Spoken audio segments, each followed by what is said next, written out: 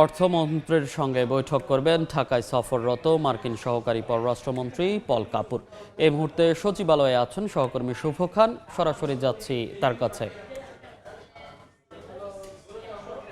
শুভ,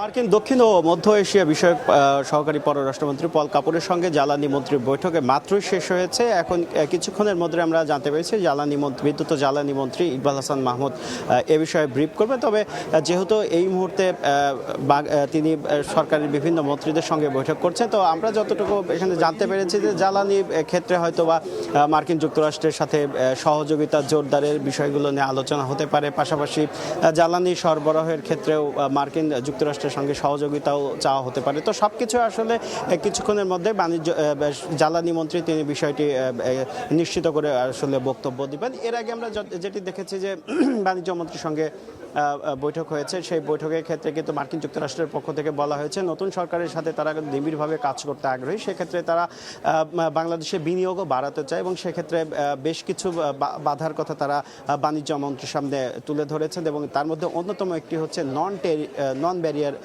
নন tariff barrier যেগুলো আছে সেগুলো তারা তুলে দেওয়ার জন্য নতুন সরকারের কাছে আহ্বান জানিয়েছেন। তারা বলছেন যে এই বাধাগুলো তুলে দেওয়া হলে বাংলাদেশ মার্কিন বিনিয়োগের একটি অন্যতম গন্তব্যে পরিণত হবে, এমনটি বাণিজ্য মন্ত্রীর পক্ষ থেকে দাবি করা হয়েছে। আর বাণিজ্য চুক্তির বিষয়ের ক্ষেত্রে আমরা বাণিজ্য মন্ত্রীর কাছ থেকে যেটি জানতে পেরেছি যে আসলে এই চুক্তিটিকে পুরোপুরি নেতিবাচক আবার পুরোপুরি ইতিবাচক হিসেবেও দেখছে না সরকার।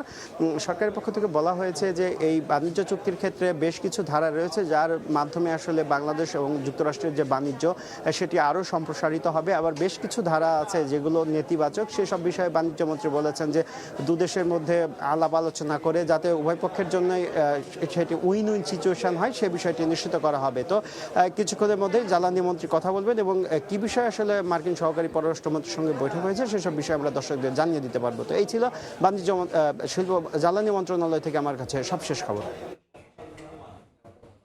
সরাসরি যুক্ত ছিলাম সচিবালয় থেকে।